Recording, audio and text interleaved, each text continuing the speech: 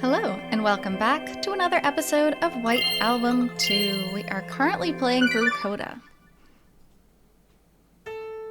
And things are sad. So, Haruki is desperately trying to get them to continue their vacation, just travel further and further north and just run away from the world. And Kazusa's finally starting to be like, look, this is probably not sustainable. And now she's crying.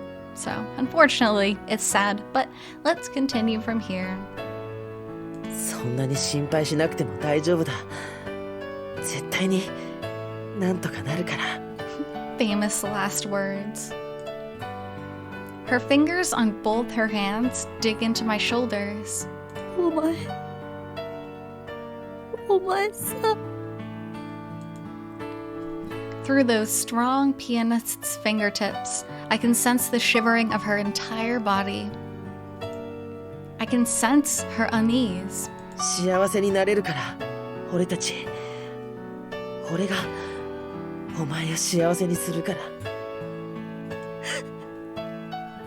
だから、泣くなよ。悲しむことなんか何もないだろ。That's why I wrap myself around Kazusa, caress her hair, and try to calm her down. Until she stops shivering. Until her unease disappears. Until daybreak. 幸せにしてくれるのか。ああ、約束する。いつかきっと必ず。いつかじゃ嫌だ。今すぐだ。今すぐほんの少しでいいから。どうすればいいんだ。I caress the corners of Kazusa's eye with my finger and take a look at her face she's hidden to hide her tears. Kazusa's body still hadn't stopped shaking, but it's a good sign she is able to ask such a thing of me. もう一度、さっきの言葉、言ってくれ。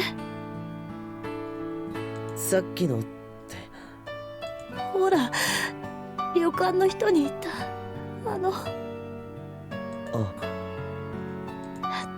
頼むよ。嘘でもいいから。もう一度だけ聞かせてほしいんだよ。嘘なんか言ってない。Well...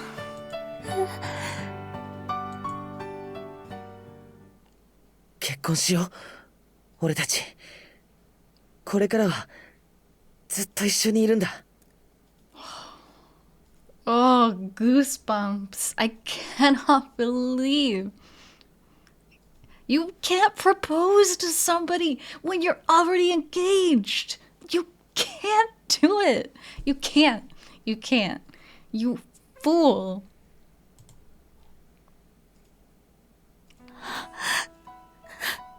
Haruki! Oh, she does look really happy though. Just when I thought she'd calmed down, we're back to where we started. Kazusa's fingers dig deep into my shoulders. Her entire body starts shivering and countless teardrops fall on my chest. 嘘なんかであるもんか。誰が離れるもんか。Haruki! お前。But this time, I don't sense any feelings of unease.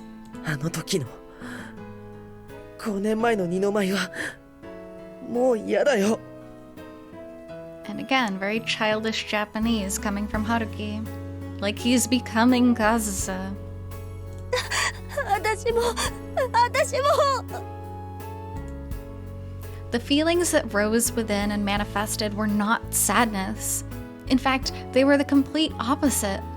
カズサ、もう話さない。話すなよ。親だけはずっと私を捕まえててくれ。今夜だけじゃない。これからずっとだ。だって俺たち約束したんだから。私、お前の妻なんだよな。北原和沙なんだよな。Kitahara Kazusa. It does sound nice, actually. It does have a ring to it. 明日の宿帳にはそう書くんだぞ。もう偽名なんて名乗る必要ないからな。誓うのか。私を妻にするって誓うのか、春樹。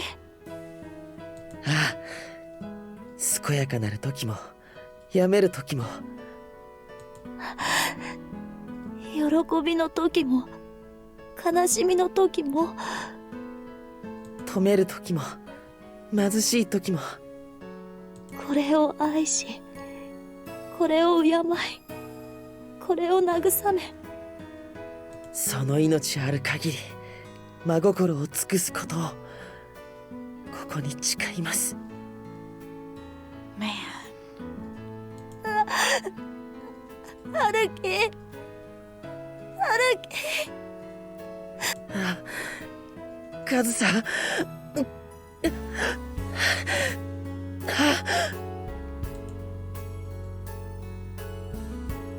We embrace and kiss each other like we're addicted. I mean, you basically just exchanged vows, although it wasn't officiated, so it's a pretty big deal. We roll down on the 2 futons. 1 second I'm on top of her, and the other she is on top of me, yet our lips never part.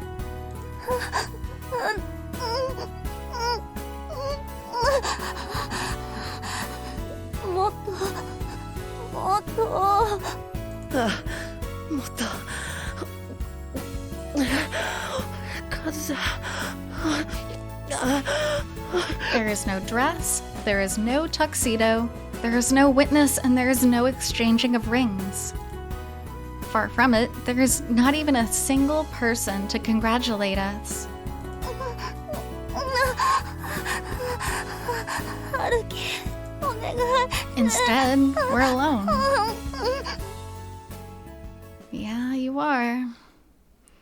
We exchange our vows and hold our wedding ceremony.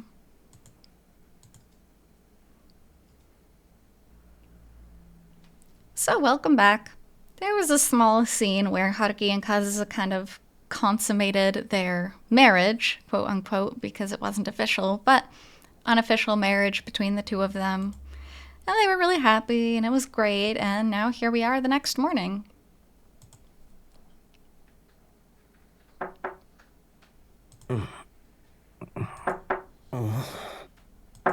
Ohayo gozaimasu.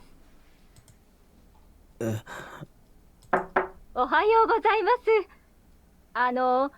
朝食のご用意させていただいてよろしいですか？ちょっと待ってください。 The moment I open my eyes, I feel a bit disoriented from the dazzling light coming through the window. At the same time, I realize that it's bright outside and that I've overslept. おい、カズさん起きろ。とりあえず服着ろ。We were supposed to get out of here before breakfast, before the hostess came to check on us. We were so tired, or so comfortable, that we couldn't wake up until the sun was fully up on a winter morning. Well, there's a little something called an alarm clock. Don't know if you've heard of it, don't know if you've ever needed it, but maybe that would have been a good idea. あれ、 Or rather, カズさん。 the warmth I should have sensed next to me is gone.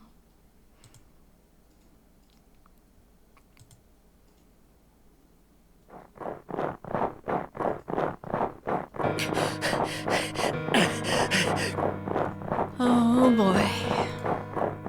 The snow that fell until last night grabs hold of my legs and slows me down to a walk, even though I'm supposed to be running. I can't get my body properly moving despite my impatience. Or perhaps my impatience is the reason.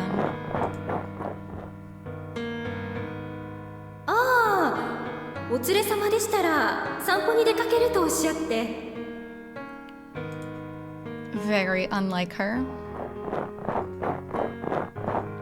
Kazusa, the shut-in of all people, without any regard to the fact that I would have prevented her from going outside.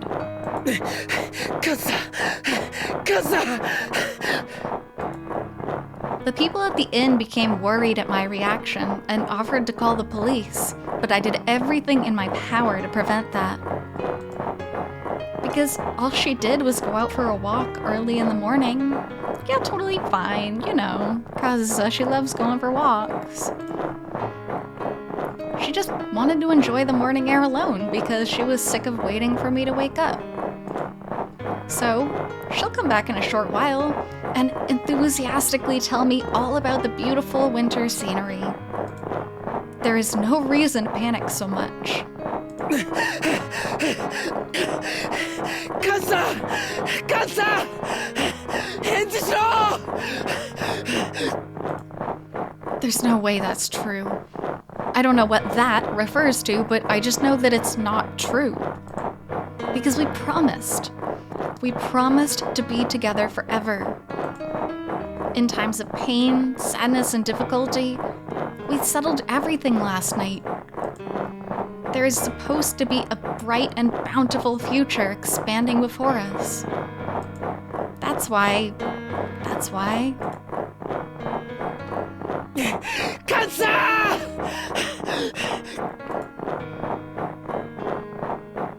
Don't leave my side.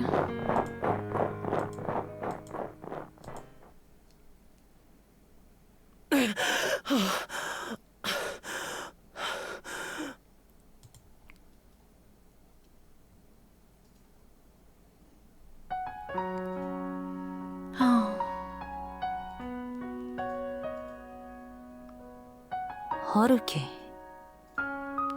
Absolutely beautiful graphic. I know that it's very simplistic and not even like very detailed, but like, man, it's really pretty. I found her. It's not like I didn't have any clues. After all, there was only one set of footprints in the snow. Leaving the snow-covered road onto a small mountain trail, after ascending it for 10 minutes, an open plain suddenly emerges. Kazusa! On top of the twinkling snow bathing in the morning sun, like the motif of a painting, a woman with long black hair stands in the middle. おはよう。とうとう雪、止んじゃったな。Oh, this song is so pretty. She looks at me with an awkward smile, but her gaze stays firmly on me.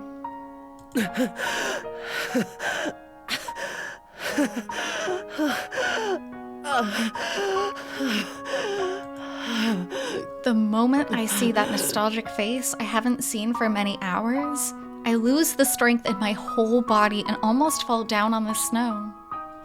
なんだよお前。その死ぬほど心配したんだぞ、みたいな顔は。死ぬほど心配したんだよ。お前、俺を殺す気か。See, this is not a healthy reaction to your significant other going on a walk. That's how you know, like, it was unhealthy to be that attached. ちょっと散歩に出たくらいで、どうしてそこまで心配するんだよ。過保護にも程があるだろ。それは、だから。まさかお前、私が深く思い詰めてるんじゃないかとか、そんな見当外れなこと考えてたのか？違うって。怪しいもんだな。そんなに足ガクガク震わせて、今にも地べたにへたり込みそうじゃないか。Kazusa looks at me with a malicious smile and slowly comes closer to me. そんなことないって。別に何でもないから近づくな。お前が追いかけてきたんだろ。なのに近づくなってのは変な話じゃないか。だから俺は朝飯の時間だから呼びに来ただけだ。変なこと言うな。And I get flustered to the point of stimulating Kazusa's desire to tease me. I try to keep Kazusa from getting any closer, so she wouldn't be able to see that I'm on the brink of tears. なあなあ、ハルキ。こっち向けよ。ほら、ちゃんと私の顔、まっすぐ見てみろよ。お前、いい加減に。えい。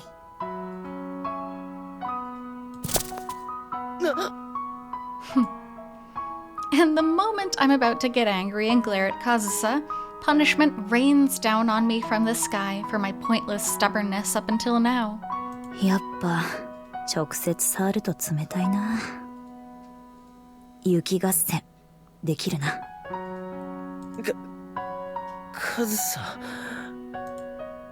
Punishment from the hands of the puppy named Kazusa, who actually feels truly happy deep down, despite the fact that she isn't jumping for joy around the yard.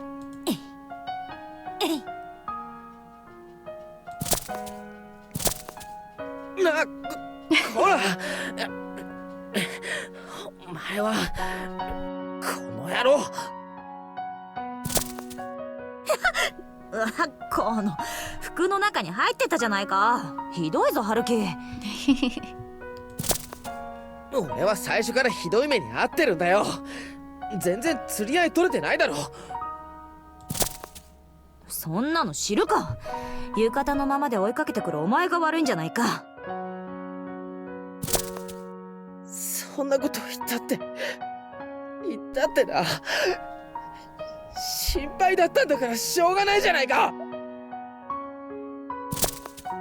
だからどうして心配するんだよ。さっきからそれを答えてないだろ、ハルキ。うるさい、うるさい、ああ、うるさい。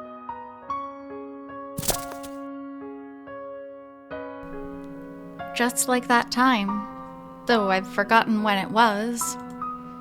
Just like that time, a switch has gone off inside of us.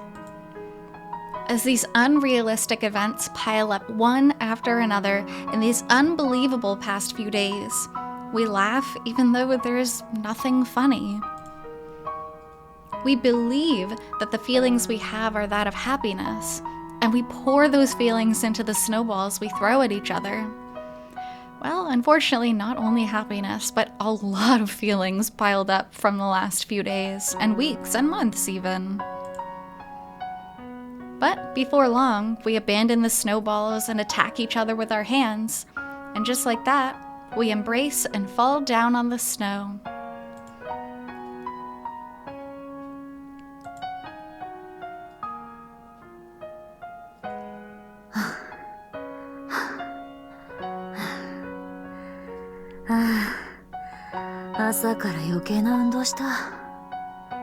Yeah, didn't even have breakfast.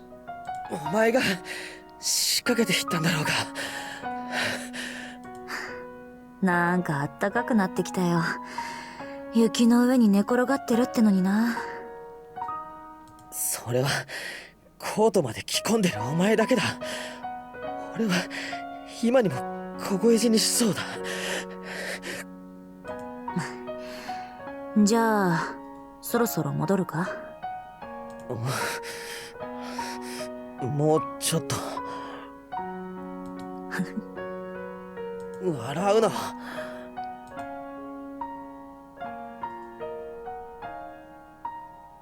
We look up at the sky as we lay on the snow and gaze at the morning sun. With our hands firmly clasped, we feel each other's warmth and our freezing cold fingertips.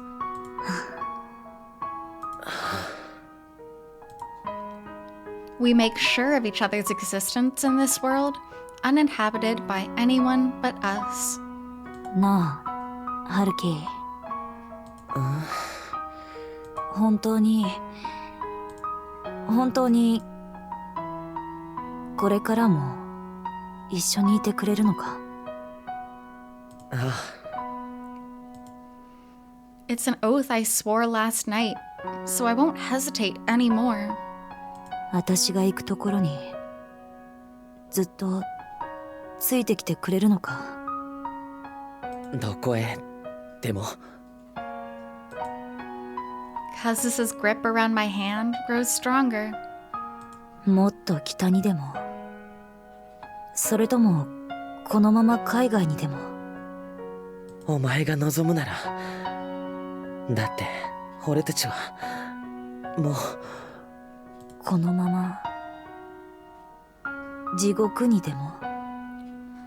What a question. ああ、どこまでも一緒だ。春樹。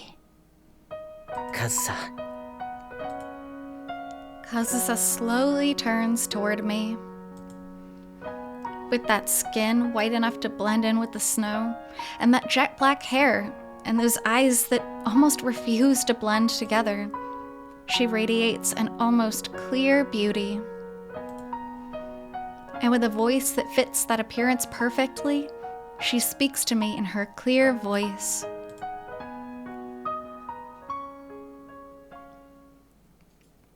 なんてな。お断りだ。私はお前と一緒には行けない。Oh my god.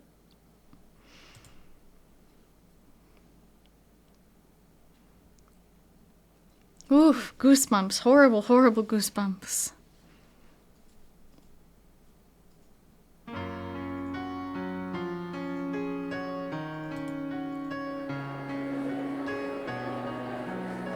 この前より入ってないんじゃないか。 Man, that line, coupled with the scenery change, is like... It's so evil. Why, Maruto-san? But let's hang out with Take and Io for a while. We need a change of pace. It's been a while. まだ開演の30分以上前だから、もうしばらくしたら満席になるでしょ。そうなのか。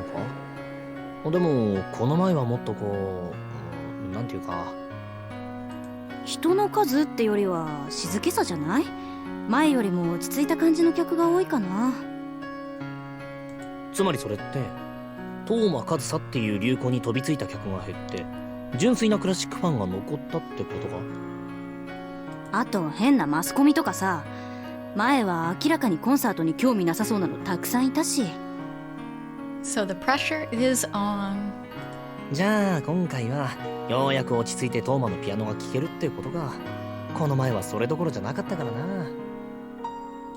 どうせ落ち着いて聞いたって私たちには細かい違いは分からないって。それにそれどころじゃないのは今回も同じ。春樹来てるかな。あれから連絡は取れたの？ああ、今週になってやっとな。けど Yeah, that's a big but. けどごめん、今は何も聞かないでくれの一点張りでさ。いい加減にしろって言ってよ。あいつ私たちを、刹那をどれだけ振り回せば。 Exactly. 言ったよ。あいつも分かってるって答えた。誰もがあいつが悪いって認めてるんだ。でも理由を教えてくれなきゃ。どうして突然いなくなったのかって話してくれなくちゃ何もわからないよ。もしかしたら俺たちも決断しなくちゃいけなくなるかもな。 Yeah, sometimes you have to do that. You can't remain friends with everybody, especially when friends are hurting each other. 何を？誰との友情を取るのかって。Mm-hmm. やめてよ。そんなこと考えたくもない。 But that's reality. That's something you have to face. We've seen what happens when you play both sides of the field all the time. バカ娘は中にいる？また逃げ出したりしてない？いえ、楽屋から一度も出てきてませんけど。そう。それじゃあ開演前にからか。励ましておかないと。今はちょっと。何？誰も入っちゃいけないって言われてる？あ、もしかしてギター、先客がいる？いえ、彼女一人ですけど。なら眠ってるんですよ。開演直前なのに？やっと眠ってくれたんですよ。だってあれ以来初めてなんですよ。1週間前にふらりと戻ってきてから。でもそれって起きられるの？起きたとしてもちゃんと弾けるの？それでもあのままコンサートに突入するよりはマシです。彼女もうボロボロだったんですから。 She's asleep 30 minutes before her performance. Like, I get it. She's exhausted. But I get it that Toma Yoko is extremely worried. そう？だいたい2人とも何考えてるんですか？ただでさえ準備期間も全然ないっていうのに、その上プログラムを全曲変更してしまうなんて。ギリギリまでサボってたのはあの子。プログラムを変更するって決めたのもあの子。1週間寝ずに弾き続けてたのもあの子。止めればよかったじゃないですか。雇い主なんだから、母親なんだから。死んでもやり遂げるって言ったのもあの子。だったら私には反対する理由はない。それに若い頃だったら私だって一度なんかね、コンサートの前の夜になっても男が話してくれなくてね。I think that's a little bit different. ああ、そういう自慢だか自虐だかよくわからない話は置いといて、とにかく今は。カズさん。ありがとう、ミヨコさん。もういいよ。God, she's so beautiful. She is so drop dead gorgeous. Love that dress. I love it. I still think they should make a figurine of her in that dress specifically. とりあえず元気そうで安心したわ。これ一応お前のインタビュー部分の打ち出し。あ、チェックする必要はないからな。Hamada-san is so nice. すいません。こんなところまでわざわざ。いや、今回は俺も来るつもりだったからな。ちょうどよかったよ。来週からは出社しますから。今までの分、一日でも早く取り戻して。慌てるなって。復帰は徐々にでいい。しばらくはゆっくり休んで体調を整えてな。昨日風岡が国際電話で怒鳴り込んできたよ。俺の監督不行き届きだって2時間説教食らった。マリさんが。I miss Mari-san so much. Things are so much simpler back then. 今度こういうことがあったら問答無用でお前をアメリカに連れて行くってさ。 Honestly, not a bad そんな decision. 話聞きつけてくるんだが。 Not a bad decision, not a bad choice, I think, in this situation. すいません。 Just kind of get a new start. いや、あいつの言うことももっともだ。忙しさにかまけていろいろとサインを見落としてた。こっちこそすまなかったな、北原。浜田さん。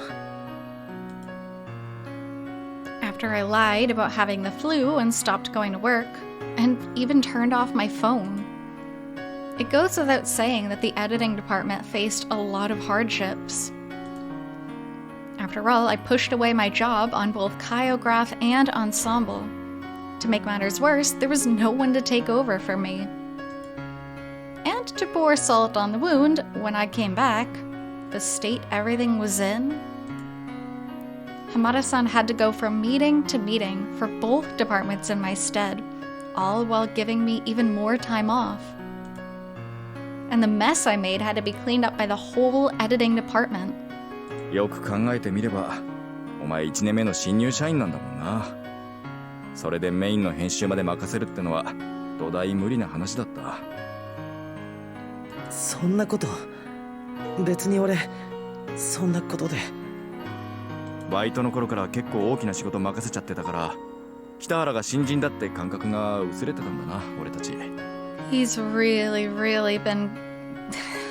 being treated too nicely. Like, if he were just a normal person, right? If he wasn't constantly overworking himself before this, he just would have been fired. They'd be like, you can't pull this, you're gone. It's just, man. They're so good to him. それだって俺がやりたいって。 But not a single person blamed me. Instead, they split the work I left unfinished between themselves. Matsuoka-san gave some idle complaints. Kizaki-san helped out without a word. Suzuki-san kept on working despite exclaiming that she had had enough. I can hear her saying that. And more than anything, Hamada-san desperately bowed his head to everyone. Like that, everyone did everything they could to protect the place I would return to. When I first read that in Suzuki-san's email, I felt that I could cry from gratitude and anguish. それにな、東間陽子事務所からもフォローがあったんだよ。いろいろと無理な要求をしてしまったかもって。陽子さんが。 It seems that the people of the editing department aren't the only ones I've made trouble for. You've made trouble for literally everyone in your life, so yeah. I've made even those dear to me lie for my sake, all to protect my worthless honor. だからさ、自分の責任だとか思い詰めるなよ。お前にはこれからも長いこと頑張ってもらうんだから。Oh, Hamada-san. Okay. And with that, on this weird split cliffhanger, we're gonna stop there for today. Sorry. But I will be back shortly with the next part, so until then, I hope you take care. See you!